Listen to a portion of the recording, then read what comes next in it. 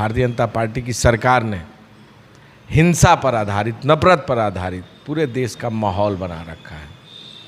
और जो गोदी मीडिया है वो भी निरंतर इसके सपोर्ट में भाजपा के खड़ी हुई है। दोस्तों, आप देख रहे हैं एमबीटी न्यूज़ से। दोस्तों, आज संघर्ष के प्रतीक माने जाने वाले ऐसे व्यक्ति के साथ जे कि हम जुड़ने का जे कि प्रयास किए हैं, जो आंधी नहीं तूफान को ही जे कि हराने का क्षमता जे कि रखते हैं।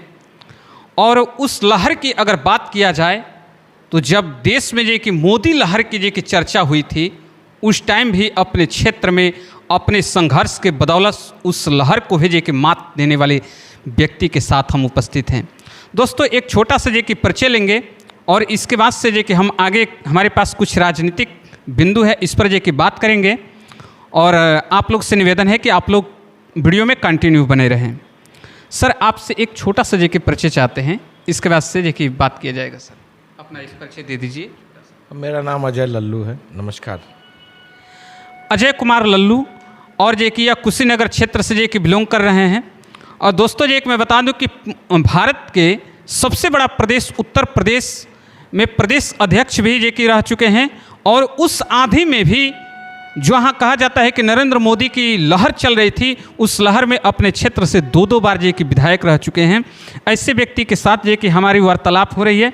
सर से मेरा जे कि पहला जे कि सवाल है कि सर, अभी जे कि उत्तर प्रदेश में जे कि उपचुनाव होना है और जो नवंबर दिसंबर में आसार लगाई जा रही है, और 27 की जो विधानसभा आगामी चुनाव है उसकी तैयारी कैसी है सर, मैं आपसे जानना चाहता हूँ। देखिए, उपचुनाव का रंग दूसरा होता है जी सर। और उपचुनाव के रिजल्ट से आप मुख्य चुनाव की गणना नहीं कर सकते। ये जो उपचुनाव है इसमें सरकारी मशीनरी होता है, तंत्र होता है, सरकार होती है और बहुत सारे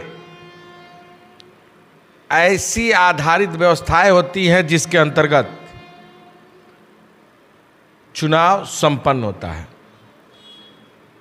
और 10 सीटों पर उपचुनाव होने वाले हैं। उसमें सभी पार्टियां अपनी आजमाइश कर रही हैं। कांग्रेस लगातार कार्यक्रम कर रही है, बड़ी जनसभाएं कर रही है।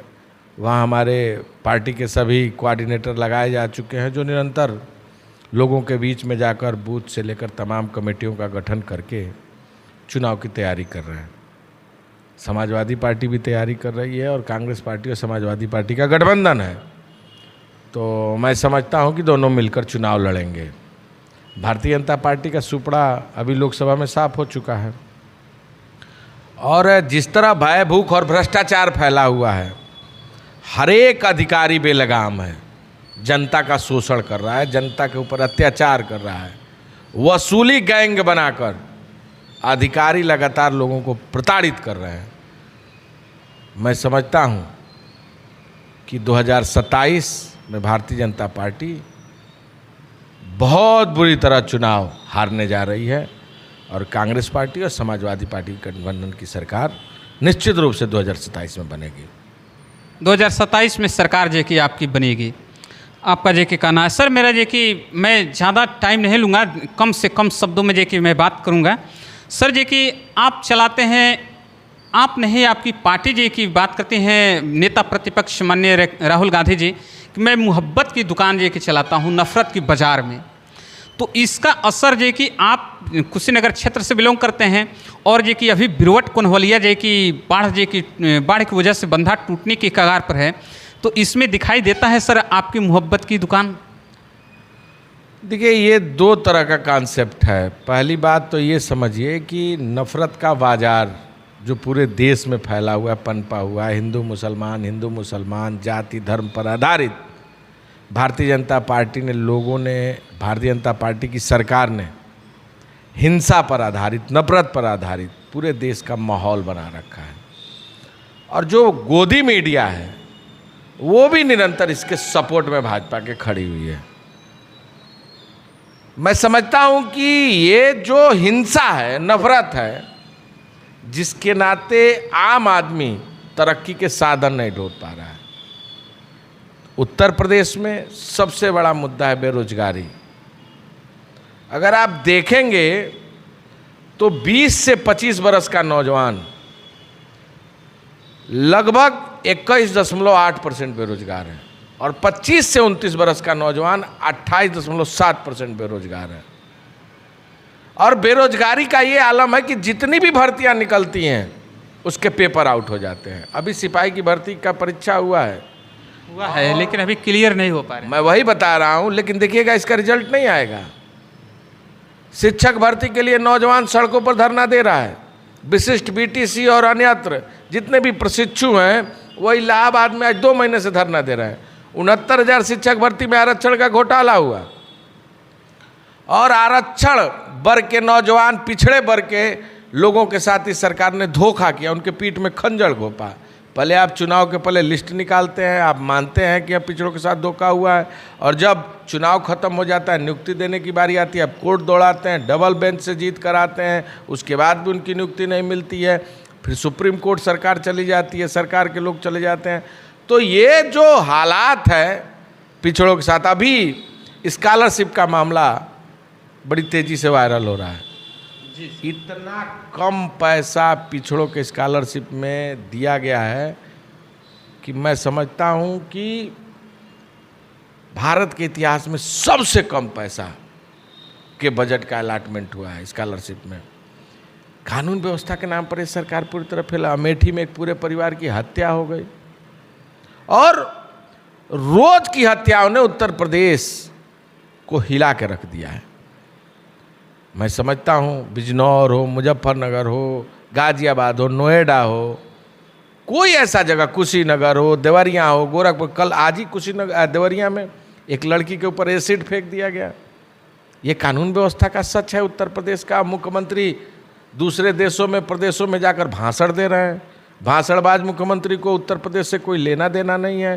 केवल धर्म जात, हिंदू मुसलमान, इसके अलावा इस मुख्यमंत्री के पास कुछ है? बिरोट कोनोलिया में देखिए बंदा कट रहा है, 50 मीटर से अधिक बंदा कट गया है। सरकार सोई हुई है। मंत्री यहाँ का सूर्य प्रताप शाही आने जाने वाले रास्ते को पूरी तरह अतिक्रमण करके पेट्रोल पंप बना रहा है। आंदोलन चला, सरकार गूंगी गवैरी बनी पड़ी हुई है। तो ये जो चीज़ें हैं, जहाँ प्रति घंटे 19 किसान और मजदूर इस देश में आत्महत्या कर रहा है, सरकार जी की ये सवाल तो बनता है सर, लेकिन सरकार के पास इसका कोई जवाब नहीं है। और हम सब लोग इस सरकार के खिलाफ सड़कों पर हैं, मजबूती से खड़े हैं। इस सरकार को जाना होगा और उत्तर प्रदेश में आने वाले दिन में जिस तरह आदरणीय राहुल गांधी जी लोगों के बीच में लोकप्रिय हुए, हर मुद्दे विषय को उठा रहे हैं, अग्निवीर जैसे मुद्दे को उठाया, बेरोजगारी जैसे मुद्दे को उठाया, किसानों के मुद्दे को उठाया, जगह जगह छोटे मझोले लोगों से मिलकर उनकी वेदनाओं और कष्ट को जानने का काम कर रहे हैं।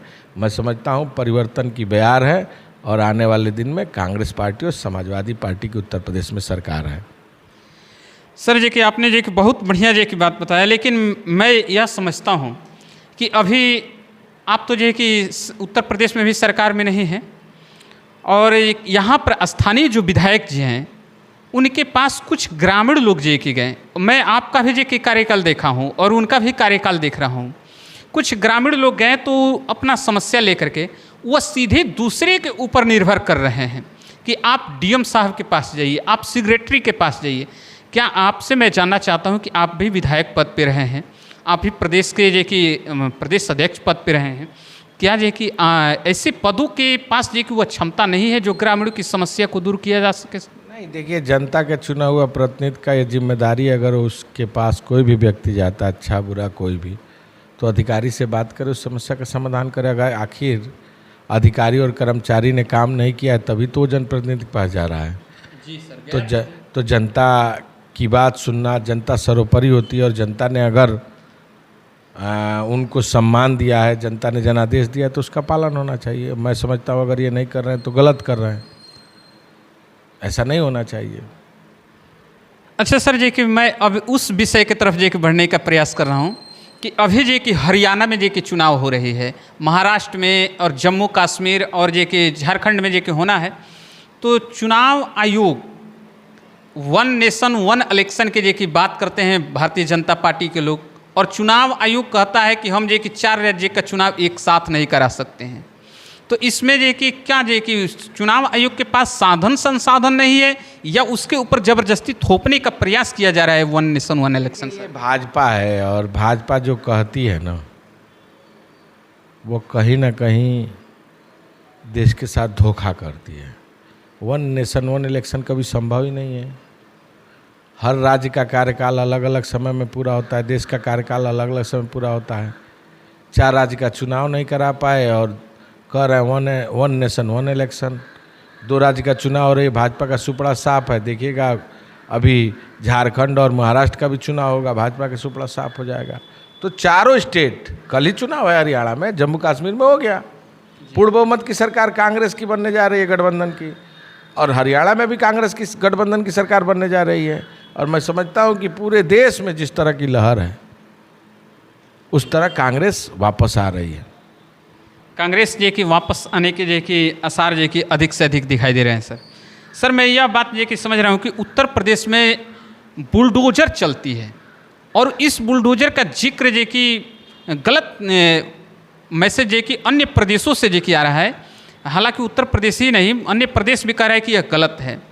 बुलडोजर पर आपका क्या कहना है सर? देखिए, बुलडोजर चलाना सरकार के अधिकार में नहीं है। कोर्ट के निर्देश पर किसी का घर जमींदोज किया जा सकता है और ये सरकार कोर्ट से भी ऊपर है, संविधान से भी ऊपर है। इस संविधान को नहीं मानती सरकार। अभी सरकार बदलने दीजिए, जितने फेक इनकाउंटर हुए हैं ना और जितना बुलडोजर चला है ना, इस सरकार को जवाब देना भारी पड़ जाएगा। जो लोग इसमें लिप्त हैं सब लोग फंसेंगे और उनके खिलाफ कार्रवाइयाँ होंगी। सर ऐसा जो है कि लगता ही है कि यह सरकार जो है कि बड़ा जो है कि गड़बड़ जो है कि कुछ जो है कि कामें जो है कि कर रही है।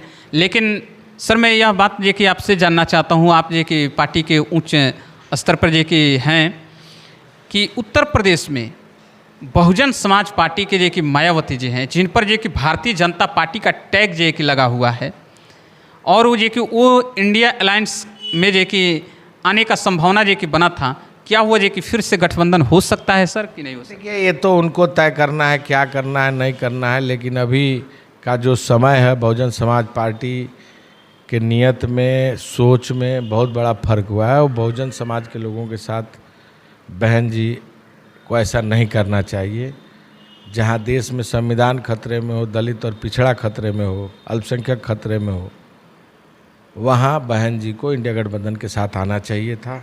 लेकिन बहन जी नहीं आई और मैं समझता हूँ जनता, जो जनता के साथ खड़ा नहीं होगा, जनता उसे नकार देने का काम करेगी। जनता जो है कि जरूर जो है कि नकारेगी। सर आप भी मानते हैं कि यूपी में जाति देखकर जो है कि काम हो रहा है सर? अब देखिए, ये एक बड़ा विषय है और ये विषय काफ़ी चिंतनीय है और मैं समझता हूँ कि सरकार की जिम्मेदारी है, सरकार का दायित्व है कि जनहित की बात सोचते हुए जनता की बात करे और जनता की वकालत करे। और ये सरकार हर मोर्चे पर फैले, किसान, नौजवान, गांव, गरीब, शोषित, वंचित सभी के अधिकारों पर डाका डाल रही है और इस सरकार को 2027 में जाना तय है। बहुत बहुत धन्यवाद। नमस्कार।